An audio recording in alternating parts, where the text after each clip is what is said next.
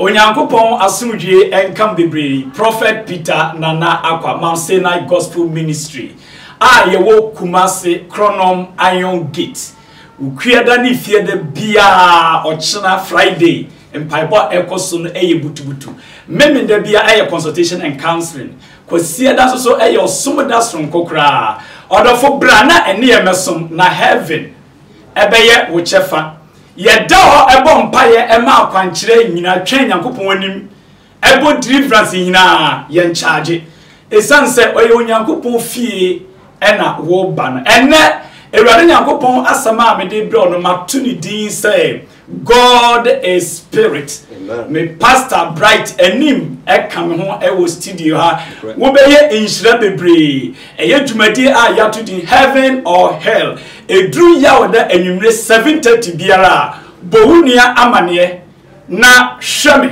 na se wutie nyame asama ekoso yi a wonya yira badda bebe so besi utrase ne abompai ade nyina situmfo aseda enka wodi ne bebre amen wo yo nyame a wabue kwan kase se ye bete wo nokra nsam yes nsama ajira no Ewurade mani ndedi amen na wona wodo na won pese obeye yira ba no ehunu Ewurade wo kwan yes ye brem panyin tumidie nyina se amen ye de sa enije television e show nsa yes se Ewurade ma wabasa kase ne wo sa TV program iso yes Yesu dini abompaye amen amen. Hallelujah. Amen. Odofo wo hweme no. Hweme da biara yawada. Yes. Enumre 7:30 biara na wo beye inhira bebre. Pastor Bright. Papa. Ebra ye nche ho no. Yenko John chapter 4 verse 24. Yentie Ewurade asem John chapter 4 verse 24. Ose na Onyankopon ye honhom. Na wo osore no na esese osore no honhom ene no kure. Hallelujah. Amen. Osi Onyankopon eye honhom na wona wosore no yes Nyankopon say esese osore no ohwehwe san profone say obesore no won sore ne honhom mpese mbisa wo say asore ya wo kodo Yesu pa kwa bensu na wo leader no de ba mane na wabogba akira wo say nyame na wasoma me no na mane no bo ne sen ode wonam honam anase odwo na busunsun hallelujah amen ene ade etwa so onipa nyina tumi ti ase no yes esum na wo som no wo leader no odwo na huhu anase odwo enam hunamu esanse so odwo na hunamu de ene e dangerous pa yes sentia make sa ne se ebinom akwanche esobolo nokre ebinom akwanche eye ngusuo odi bibi kata o se saman no wasa dia kata kodwoso na odi akata amaso ebi nsi ye insuo ebula mu nsuo hallelujah amen communion wine anka twadie inkuto enyanria na ye mobose yes esanse Onyankopon wayi ne hu adi akire me 1996 1996 Ewurade Nyankopon de ne hu adi kire me na Yesu yira huye papa na nse kura no evangelist kesiye bi kura nyame to nsafre no tina mi na me wo long fasting mu yes na mi bi se Ewurade se enti papa yi hefana onam amen amen Ewurade anka bibia ankyere me amfa bi se na mbisa ye no nebom ensama nyame ne me kan no na nyame ne yira huye se bebre na ho wagidi wo share millions of people crowd nanso se biribeni akonya kura ko heaven they will become like babies omeye babies akore choreography yes e wo heaven ho oza wo akoda bi o wa ubuni so ye baby pa but otumi ye ni nkonya bi o wa se akore wo enyini nsa aha nyame na boss akofo yina ba se wotimi ye nyame na pedie ye ya nyame bi wapie na hiniem se abrante a wedi be ye 12 years yes 18 years 17 years yes because yes you are abrante pa hallelujah amen every word in the Bible whether the New Testament or the Old Testament you must be taught yes and understood by the Holy Spirit yes hallelujah amen before taking action. Yes. That's right. Papa. Me bro from Betunatrasi. Papa say yes nsem bia nyame aka bia no. Yes utimuti asia. Say Old Testament mu. Anase apamfoforo. Ana apamfoforo mu. Because of who konkro na nkyere wase a. Ubegu hu anim ase. Ne krepa. Na ebal sanso a Satan Yesu bo na che papa. We di billions of years. Yes. Enti se odi ne ho agoro anase wo beye adehunu bi a Satan be yusu. Leaders be brina di nipadom e ko hellfire batomunim. Hallelujah. Amen.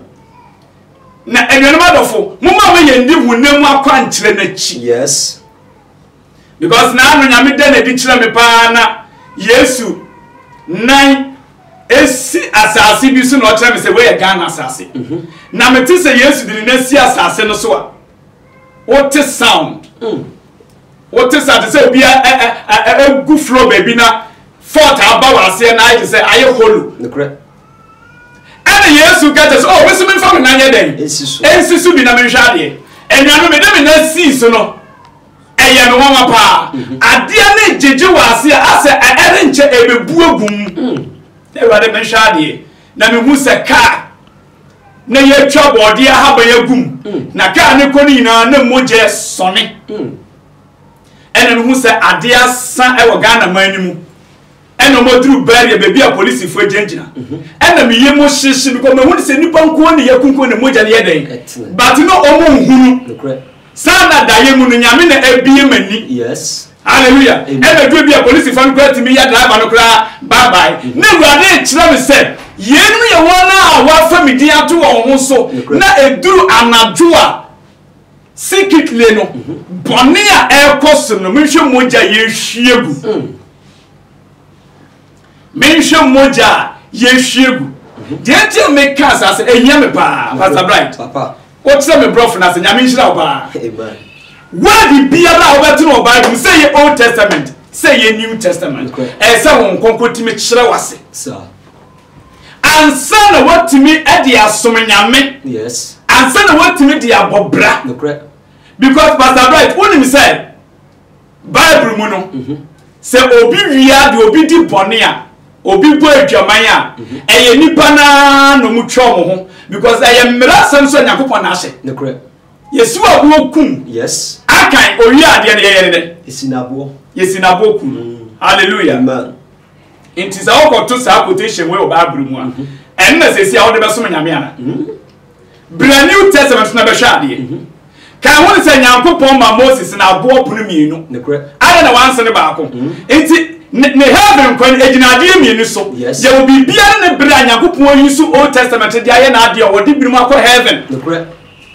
na owie ne man o perfect bi biara sesi ya no se yenso no hunhum no kwaremu yes Pastor Bright papa ebra Ananias ne Sapphira so ebo kro no eye Peter no na si na bo kun no ana se Holy Ghost ene kum Ananias ne Sapphira papa Holy Ghost ne kum ebra Peter twe se kan no Yesu ma kwa ma ne de se kan ye adwuma anoka say hey Peter ne na wuye we ni mo na wie na adwuma atwom yes so what twe se kan no a ube wo se kan no Peter wa go hellfire yes se kan no ri twe obi na so Yesu sa de tare ho enti se sia se wonam hunam achia because I him testimony Yakobon de na di no na fa na so fa bire ho na won so no wo yusu akwankyere hallelujah amen diana bebre na enti ase o se na dona du say ye be sorry agya no honhum ene no kuremu na sa wo ye ne sa de agya no ye dai ehwehwe sir ebi be ka say na sa Bible mu no okay ene na so for New Testament no Yesu Kristo de dote eye dai eye miracle Yesu amfa dote anya akwankyere o Yesu de dote eye miracle apa say change the whole world say ono na bo nipa enti ade a oye no it was a proof o proofu enya say oye akwankyere akanya sa ade ankese Peter no Paul mu nyina so be use the tie sir ede ya akwankyere anointing oye ede ya akwankyere Yesu say the Spirit of the Lord is upon me. And God has anointed me. He found the oil go Jesus Christ. Osi ono ne ngosra no. Yes. Enti chasa ngosra duma ni na atwam. Na tetefo no yisu moja, ye yisu Jesus moja. Yes. Yesu moja na yesu nsum anase ehonemu. Pasunsum. Hallelujah. Amen. Enti Peter ni man yisu bi da. Ose de me wana me de man wana azati Yesu Kristo din. Sorry Nancy. Hallelujah. Amen. Enti medika ka cho say, where be biara asemfo biara beti na otwe kronkron ni mu no. Say ye old, say ye new. Esa won kronkron ti me kira wase. Elijah oyiso nchene. Ose mon fa ayi wamra. Ayi oni gina ho ma asase. Enchini gina ho ma Jesus Christ a ebibi bedu obeba. Yes. Obema brabona ye de obetre good life, higher life, spiritual life. Ye be sumi nyame yie The prepare. die nyame pe na kasa ye bresu na yakopon be de ena edi akire enti wo so osma John the Baptist e ma ne be bo dewuro edi Yesu hu adanse Sanity. tie Yesu Kristo be fa Elijah ko wiem ningusuo ebegu Elisha abatiri so oduru Joda yi Elijah honhom wo he odibom na mu apa o ka say ye kwa e kire se Onyankopon di nipa be fa nsomo pie eye adensa kira because Elijah honhom no wanwie na dwuma. Yes. Eno na Elisha beto aso no. Yes. It e free work on honhom na anya dwuma obi aso bio. Correct. Hallelujah. Amen. Indi we say me man ba ne nchen no. Nyankopon honhom ma ne use only the word because the spoken word is the original seed. Nyame asem kutu no so oh Naaman koto River Jordan ni mudeben 7 times. Why 7? Argentina 7, anya 3, anya 5, anya 10. Because Nyankopon no create the 7 spirit. The 7 spirit of God. Yes. Enti na ewrade me yemu ni say, yebebo onipa su, yebo wasu wi a, now you are ready to receive the Holy Spirit. Enti adie bi ACBN ewa ase me pese me bisa wo ye sofo na wutie me wo ye member na wutie me ya bisa wo sofo na udifo ne se ono ne de na hoye na ase kire ne sen Free him. eye ball ade na hoye ne sa no hweye na wanye mistake. Yes. Na se sia ne yenkase Yesu na mkwamu ba Yesu yenkase Yesu bebo Yesu no Waba. Onemu ba wadura wie. Hallelujah. Amen. You got the next quotation. In the Bible say yan sorry ejano honhum ko eno na ewurade Nyankopon pe. Yes. In John chapter 7 verse 37. John 7:37. It was a was in konsuo no ho boshe. O se da edi akire a eye afahye no mu no. O se Yesu ginaaye na otia mu se ensukom di obi a ombra me nchen mbenno nsuo. Hallelujah. Amen. O se Yesu tie mu se who why na sukom de no. Yes. Yesu o de ne kese tiem anuanom me de ene kese many abriye aha ma bejina me ne o kase wo Anija TV ya o da 7:30 bia no enye sika bi ni bire bi ana me yefunu bi ana hunye ne ajapadie bi o. Hallelujah. Nyame wo bie mani ne wo bie madwini mo pa me uyi wo mu krato nchen a me ba wiase me woni me bebre ayekoso coronavirus a ekoso wo China ebinum ye CEO yade na community ansa yade wajane na dwuma kase ne sika bebrebe hya sa watoto yina waja hokko enti die nti na wo pri wo sika die nti na nyame ni pasofu wutimi ka tro bi sesa wo ba aboa ho na bra o charge once wo ye Nyankopon nam sini a nyame to nsuo ma atrenefo ne abonefo wo se bro boa ho asara waba. Hallelujah. Amen. Sasa mo yina yensama eni kwasi ede yasote eneme bisu koso wo Ghana ejose mo ye hwe ye huye pa na Ghana yenjina yi. Yes. Na nyame so do my Ghana pa but ejose ye hwe yi society so nkrofo bi so ni television stations bi wo ha yakofo bi abetina so nyame ni ho ene we say ubehu ko no bi ye nyame ni pa na oyi Israel ba bi kire mo hwe we ye no kore we ati say o kaseti ya babu oyu akase nyesa me kaseti ya babu onipa nsuro pon fani posa wode wa anuwe di ade na wo ya ubi me mentimi enkasa zabi na me nsa enkasa da bi nyesa me kaseti ya babu me nka bi da hallelujah bible enene me nkwa enene wo nkwa amen hallelujah amen say di we the way we are to ho so and I would be here 419 because I did be a won be engineer no kosu be 419 anything mama yani na ho na obi di mususem na ade a enu kwan se yesoso no so na nya sa di ebesi ni nye na nyame do man Ghana papa hallelujah amen enti mama yansum nyame wo hunhum enu no kremu yesu etie mu se mumra maji bribi di adno se yemra maji so wana nsu kom de no ombramba no musuo to aso o se dia atwe no kan ye no o se di ogimi die no nkwan subonten be sane afri ne yam na ye die o kan honhom a o obaje die no benya no ho o yere o kan ye honhom a hallelujah die no benya no wow yes we die o kan de fa na chede eye the best gift and no so na nam so e betimi adi Satan so eye the Holy Spirit the Holy Ghost honhom kron no eye bremu no nyame de ne honhom na eye adwuma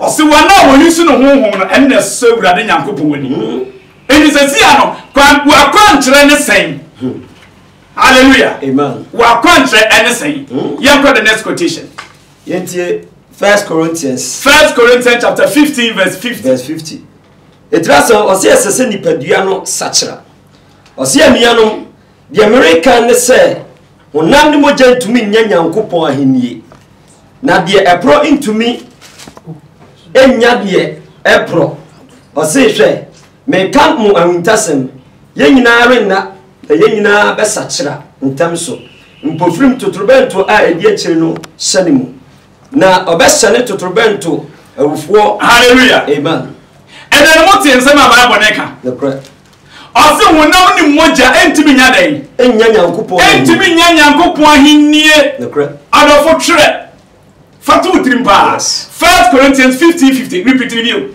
ose anuanom the American say honam ne moja entumi nya nyankopon ahenie honam ne moja gina ho honam ade yes mortal physical materialistic or kasafa ade ye material the correct o se kai woni say honam ade bi entumi nya ade ye heaven ade yes aha o se na de pro so ntumi nje de empro ye kasa de pro pasaba tetrese ade a pro that is ade expiring date ye dey and that ho insuo expiring date da ho the correct ewia we nyame bi we ni ya try expiring date aye dey aboho sir asasi bible say expiring date da ho bibi baba e be da ni se nkun hallelujah amen ensuro ba tete egu edem na kutunyi bi o se osuro ba ji kukuru asasi be wo so ensuro ba tete egu yes na onua sabre no wugina bia ye den ewo hen hallelujah amen ade biara expiring date da ho no wontimi fa ni bibi fi heaven the crepa repeat ni bio ose anuanom meka ye akire mo ose honam ntumi enya nyankopon ahenie na de epro no ntumi nje de empro ade epro ena ma akire was ade expiring date da ho wontimi fa nje ade empro yes akire say sesi ahwese wugidie yetimi di adanse kwama onyame ni patimi ka se bonsem masekan bonsem anointing oil bonsem communion wine aduane a wodi ka nyankopon aduane no company wa America any Italy omo wunim se head no kwa your cortis so head e wunim ono na aduane de na wa ya abra na wodi communion nti wodi ya tese wodi utimi nya bi dabi omo de na wa ye na omo di alcohol percentage ano odene dia fraye no eno na wudi akire nyame adidie o se nyankopon wadidie hallelujah yesu bless no nyankopon ma Peter we said that design obi special yes no odi atunu sisi obe serve nyankopon hallelujah amen sit down yanko the next quotation Esan say ye nua baby wa ha o wa dance die bi di kire the whole nation. Yes. O wa dance die bi di eche the whole nation. Na obehu se Yakobon tu meti ase. Amen. Amen. Ya kire se nyame onkonkro na ya ade nyina. Aha. Enti Awurade asem Acts chapter 1 verse 4. Ose na oni o hia no. Ose on se on free Jerusalem onko. Nemo on twa agya ne bo se a ose muti free manum no se Yohane die odinsuo na bo asu. Na mo de inayi mu no erenche obebo mosu konkrum. Hallelujah. Amen. Ose mu free Jerusalem onko kosi se de yahye ya twere no ebebam. Ma ho odenya me de bre wiase ama me dwuma die me bedi ye no mo so motime ase na me yeye ne motime asomani ne motime enter heaven, the kingdom of heaven. Yes. Mumma free Jerusalem kokosi se ye de saa de ne bemma ka ho ne se Yesu tie mu se hu why no person onya dibunyam why no person onya yarsa why no person onya dan kwa o se brana beje ne ho kronkron. Yes. And I was kind of art or who sorry you know or the moon free Jerusalem kosi say ye this a chedie kesi we be mount me no for wo tie me why dia wo hwehwe wo hia wo Kristo sumu a ebetimi ama wo Kristo su be si pi be sita and say hon konkron be ba wa brebo. Amen. Tia hon bone ni wo die sia o hwa e anointing on betum na die si anointing yi fidem enye nduam na demons homo wohefa demons ni bebre na hyehyɛ nduam ene epum ni nsuom enti se wo koyi ade we firi wo se me de be konka Satan na wankasa wadwen kyerɛ wo se na Yesu moja na ono no be hwie nsuso e saa kwankyerɛ we na nam suma yenya Holy Spirit. Pastor Bright. Papa. Oh, my man, no fee, call the Abidjan. Okwa you. Yes. So that yet. I dear Tia ne pie mu name. Not Nensewu or Pama dears. Nenseni fanso. Or see what come here, ya wa koto to near my hood will be now. I saw Fufio. I know you, man. I don't tell Menka. Yes. Or two and a Mumbai. Where they know Nessia Sassel. Ye bon pa man no ko die na de achi na stroke na fini nsanimu ko miraculously. Hallelujah. Amen. No see the die mu no hu ni se na busuafo bebiri na pam no ene wo dwane ni ohu ya so be pie Mount Sinai premises wo. Yes. The holy ground. I say I saw that na si wo no the ark of Noah. Yes. Sa one na why read the salvation and na temple na dey be si wo no. Yes. Hallelujah. Amen. And bibi kan say and na sa ha hwe ni bi na tugu om so e. O sa hwe na to ye no na ada ni ja. No mu nyina ni afrefra. Ade a chi na stroke na ekwa. Sanka minim Bible na nyame na asoma me a. Papa. Azanka mi yedidi. Kawaii. Nka no ase ye di ho adanse na tie ye de ya akwankyere. Hallelujah. Amen. Na tie ye de ya akwa but me nya bi da. Nekra. Because I am fake. And then we never the tie we never tina ye biribi. Yes. Hallelujah. Amen. Never soon weapons. Anya asase we never eye paradise asase no. And then ye say adwuma no. Nti won kontrol na ye adwuma. Yes. Hallelujah. Amen. Mama obi biara enada. Nekra. Onyankopon ayade kesie bi ama ye sister bi was. Yes. Opese obeka kira mansa nyina. Nekra. Enti mama ye hwa ye homra sisia.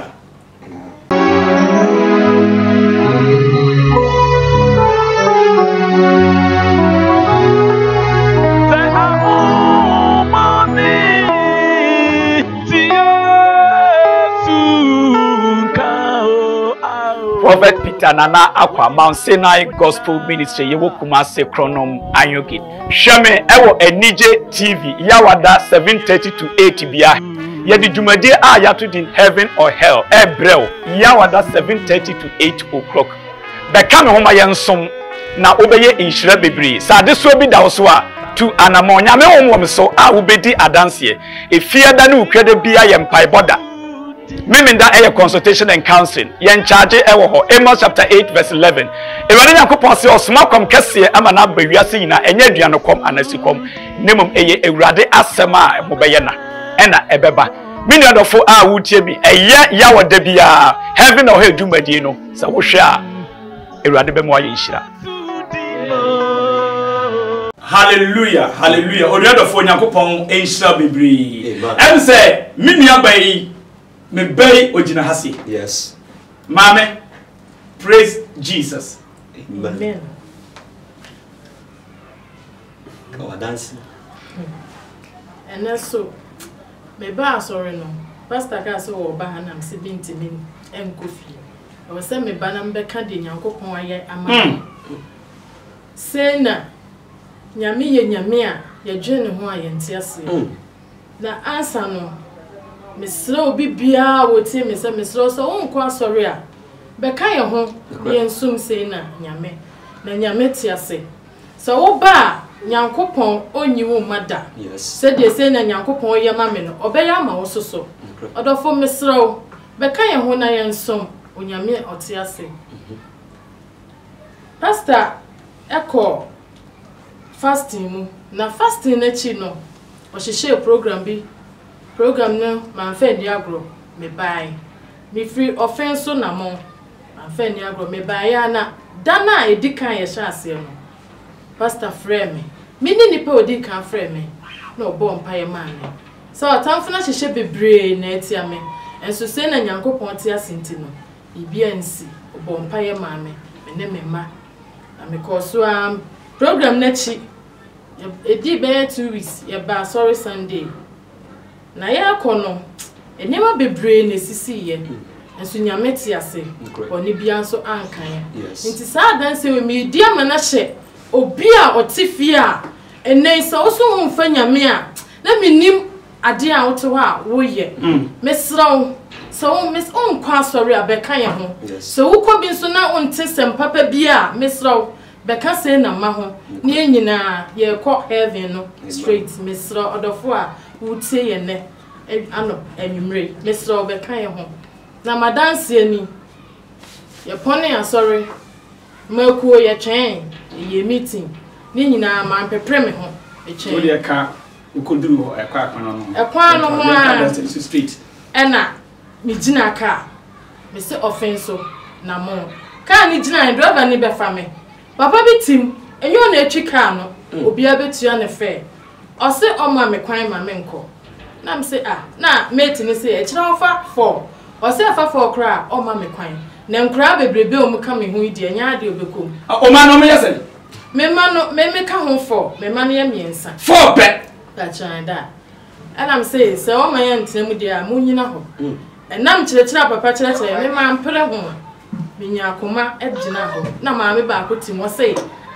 na mo mfa ne dia mo miankwai na ka ni tuye gina ka afoforo ka ne fan ye dru ofin mu ehonom na ka na papa no so ma memfo na ka ne da ho na dia ebro adwene nti asefran se papa na so ma memfo no papa ne da ho a ye de enwura agu ne so na am se ka we na ka memfri o papa na oti han wada ho no ono na se o ma memfo ka no na chese nye se na Nyankopon a ka minim die nkasa amre me ne me ma ka ato ye me do Nyankopon ase me dada aso ase se wieye bremu Onyankopon yi nipa no a oka no kre oka Bible masem e kire ya yeso ye di edi adanse ni nam e kire amanfo me sro so ko se na ya enyi hu free Bible ebobi ebe ye bia mo enyi hu free program bia me sro koso abra men dwin sika ho ya oba yenji sika yenji she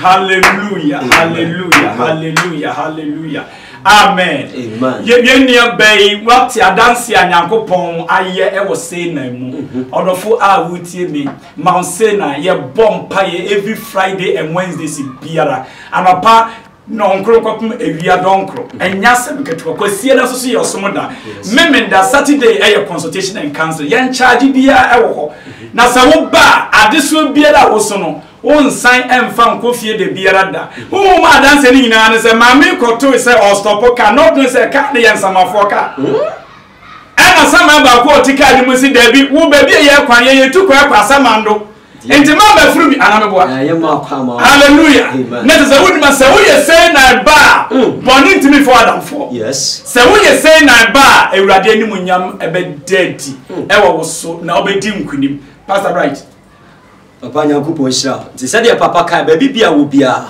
bomode na tu na anamo na ye ntam bra na adanse a ye nua ba di ewurade nso de bi beba ani wabusua na me ya aduma efiada ye china eye pabo butubutu anya sanketo bomode baby bia wo free babia se wo free akra na eba ana se wo free sunwane na eba wo de besikegeti a wo se wo faka akokronom afrancho wo faka na de kache metin se wo si wo Iron Gate wo si wo afamfutu kwa na da Glory Filling Station ho no baba beto abronsan kese anya sanketo a fiada bia yebu a ye bompai ukoda bia empaibo ne memne da bia so papa tenase eye council and consultation kwasiada bia so yosomda enti hwe TV screen no number ne guo ofre papa nkasa befa na nkomo bia wo bia woni naka na nyankopon bema wo yenhira mwogidie so wa danse a wopese odishe nyankopon ni munya ebre ni nyanso ye na se wutu anamo a nyankopon so bema wo di sa danse no e dia hye urade din eni munyam enti fa number na e wo screen nanimu na frɛ papa na mwogidie se nyankopon